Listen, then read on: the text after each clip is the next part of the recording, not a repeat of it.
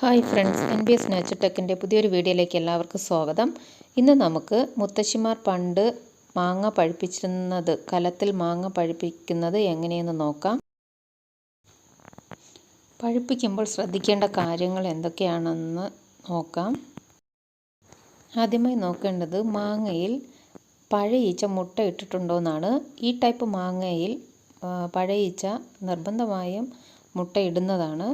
അത് നമുക്ക് എങ്ങനെ അറിയാമെന്ന് ചോദിച്ചാൽ, മാങ്ങയിൽ ചെറിയ കറുത്ത പുള്ളികൾ കാണും. ആ ഭാഗം നമ്മൾ ഇതുപോലെ മുറിക്കുന്ന സമയത്ത് നമുക്ക് മുട്ടകളിരിക്കുന്ന കാണാം. ഇതിനകത്ത് മുട്ട ഇട്ട് വെച്ചിരിക്കുന്നതാണ് നമ്മൾ കാണുന്നത്.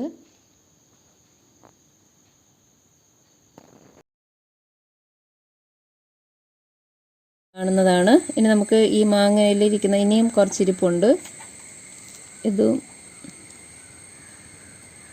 ഇതും പഴയീച്ചയുടെ മുട്ടയാണ്. അപ്പോൾ ഇത് നമുക്കിങ്ങനെ നോക്കുന്ന സമയത്ത് ആയിരക്കണക്കിന് അല്ലെങ്കിൽ ഒരു 100ഓളം മുട്ടകളാണ് അത് ചേർന്ന് പോയി. 100ഓളം മുട്ടകളാണ് ഇതാ കാണുന്നത്. അപ്പോൾ ഇത് പഴുക്കാറാകുമ്പോൾ ഇത് വിരിഞ്ഞ് ഈ എല്ലാ മാങ്ങയും തന്നെ ചീത്തയാകും. അപ്പോൾ നമ്മൾ ഈ മുട്ട നമ്മൾ മാറ്റി വയ്ക്കുകയാണെങ്കിൽ ഈ മാങ്ങ നമുക്ക് പഴുത്ത് നന്നായിട്ട് കിട്ടുന്നതാണ്. സ്ഥലത്ത് പല പ്രാവശ്യം വന്നിരുന്ന് പല ഈച്ചകൾ മുട്ടയിട്ടിട്ടുണ്ട്. അതാണ് ധാരാളം മുട്ടയാണ് ഇതായിരിക്കുന്നത്. കൂടെ കാണിക്കാം.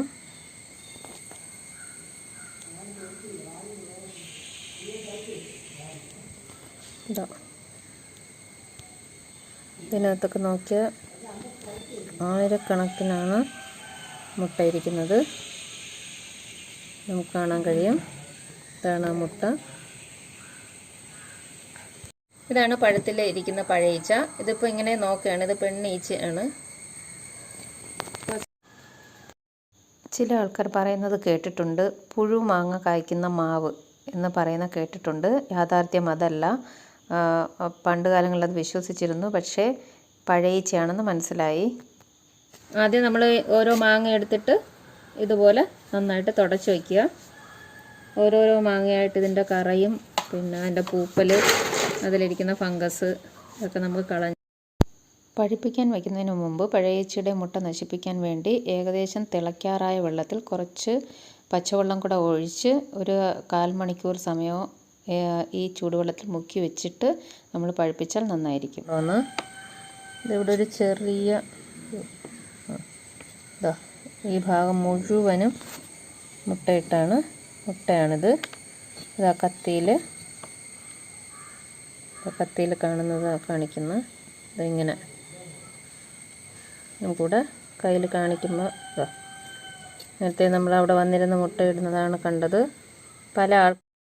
പഴയീച്ച കേടായ ഭാഗങ്ങളിൽ മുട്ടയിടുന്നതാണ് ഇപ്പോൾ നമുക്ക് സ്ക്രീനിൽ കാണാൻ കഴിയുന്നത്.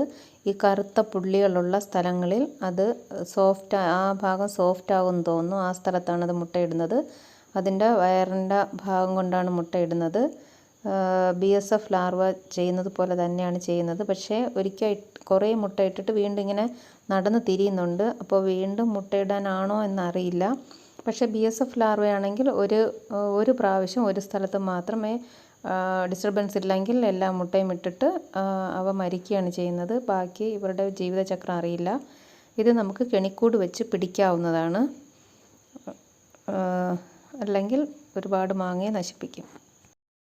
നമുക്ക് മാങ്ങ പഴുപ്പിക്കാൻ ആവശ്യമായ സാധനങ്ങളെന്ന് പറയുന്നത് ഒരു മൺകലം, പിന്നെ മാവിൻ്റെ കുറച്ച് ഇലകൾ, കൊന്നയുടെ കുറച്ച് ഇലകൾ. പണ്ട് നമ്മുടെ മുത്തശ്ശിമാർ ചെയ്തിരുന്നത് പോലെ ഇന്ന് നമുക്ക് മൺകലത്തിൽ മാങ്ങ പഴുക്കാൻ വയ്ക്കുന്നത് എങ്ങനെയെന്ന് നോക്കാം. അപ്പോൾ നമുക്ക് കുറച്ച് മാങ്ങ നമ്മൾ തുടച്ചൊക്കെ വെച്ചിട്ടുണ്ട്. കുറച്ച് മാവല, കുറച്ച് കൊന്നയില, പിന്നെ നമ്മുടെ മൺചട്ടി. നമുക്ക് മാങ്ങ പഴുക്കാൻ വയ്ക്കാം. ആദ്യം നമുക്ക് മാവിൻ്റെ ഒരു കൊണ്ട വെച്ച് കൊടുക്കാം. പിന്നെ നമുക്ക് 2-3 കൊന്നയുടെ ഇലകളിടാം.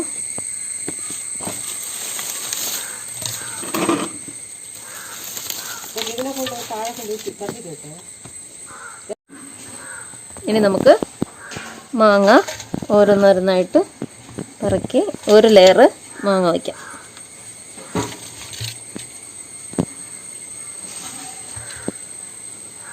എൻ്റെ അമ്മച്ചിയും ഇതുപോലെയായിരുന്നു പണ്ട് കാലത്ത് മാങ്ങ പഴുക്കാൻ വയ്ക്കുന്നത്.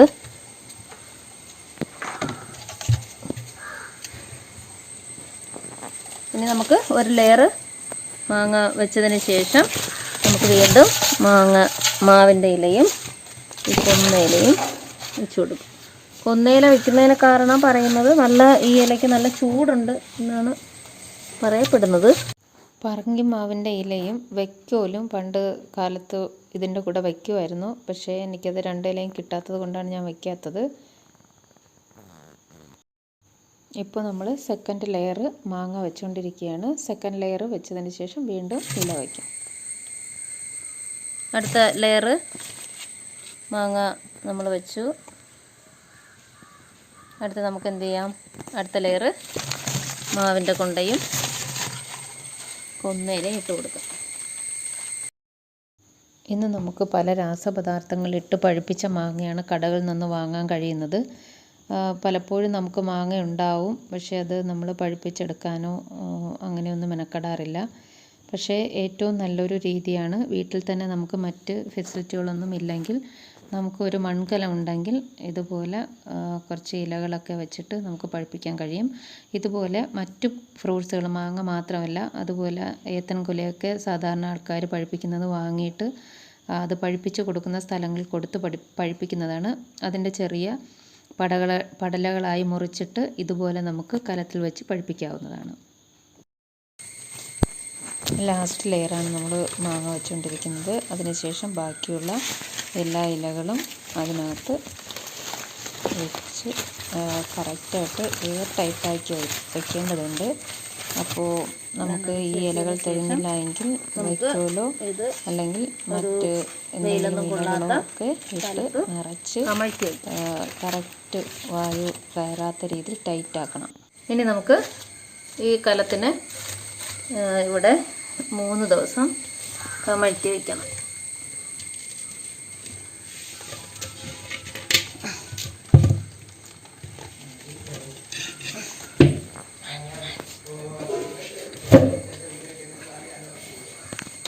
ഇങ്ങനെ നമുക്ക് 3 ദിവസം വെച്ച് നമുക്കിന്ന് 3 ദിവസം ആയി. നമുക്കിത് പതുക്കെ ഒന്ന്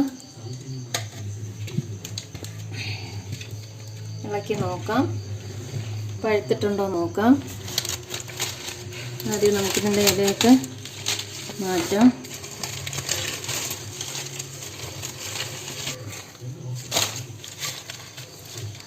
മാങ്ങയെല്ലാം പഴുത്തിട്ടുണ്ട്. ഇതിപ്പോൾ നമുക്ക് കിളിച്ചുണ്ടനൊക്കെ ഏകദേശം പഴുത്തു. ഇനിയിപ്പോൾ ഇത് ഫസ്റ്റ് ലെയറിലെ മാങ്ങയാണ്. ഇത് ആയിട്ടില്ല. ഇനി ഒരു 2-3 ദിവസം ഇനി പുറത്തിരിക്കുമ്പോൾ പഴുക്കും. അതാണ് ഈ മാങ്ങ. പിന്നെ ഇത് നമ്മൾ കിളിച്ചുണ്ട മാങ്ങയാണ്. നമുക്ക് അടുത്ത ലെയർ പഴുത്തിരിക്കുന്ന കാണാം. ഇലയെല്ലാം എടുത്ത് മാറ്റുമ്പോൾ നന്നായിട്ട് കാണാൻ പറ്റും. മാങ്ങയെല്ലാം പഴുത്ത് ഇരിക്കുന്നുണ്ട്. കളർ ഇതിൽ വരുന്നില്ല, നാച്ചുറലായിട്ടാവുന്നതുകൊണ്ട് ഈ മാങ്ങ അല്ലെങ്കിലും കളർ അത്ര വരാറില്ല. സാധാരണ നമ്മൾ പുറത്ത് വെച്ച് പഴുക്കും പോലെ തന്നെയാണ്. മാങ്ങയെല്ലാം കാണാം. രണ്ടും കൂടി ചേർത്തെടുക്കണം. അപ്പോൾ ഇത്രയും മാങ്ങയാണ്. നമുക്ക് ഇതിൽ ഒരു ചെറിയ മാങ്ങ മാത്രം കളർ വന്നിട്ടുണ്ട്. അപ്പോൾ ഇതുപോലെ നമുക്ക് വാങ്ങുന്ന സമയത്ത് നല്ല കളർ കിട്ടും. ഇതിലെന്തോ കെമിക്കൽ ചേർത്താൽ നല്ല കളറോടെ നമുക്ക് കിട്ടും. ഇതെല്ലാം നമുക്ക് മാങ്ങ നന്നായിട്ട് പഴുത്തിട്ടുണ്ട്. അത് നമുക്ക് പ്രസ് ചെയ്യുമ്പോൾ അറിയാം.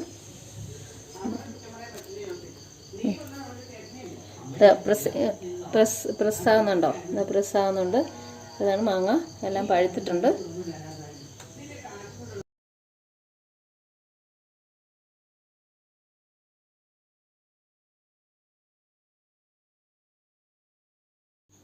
ഇതുപോലെ നമുക്ക് മാങ്ങ നന്നായി പഴുപ്പിച്ചെടുക്കാവുന്നതാണ്.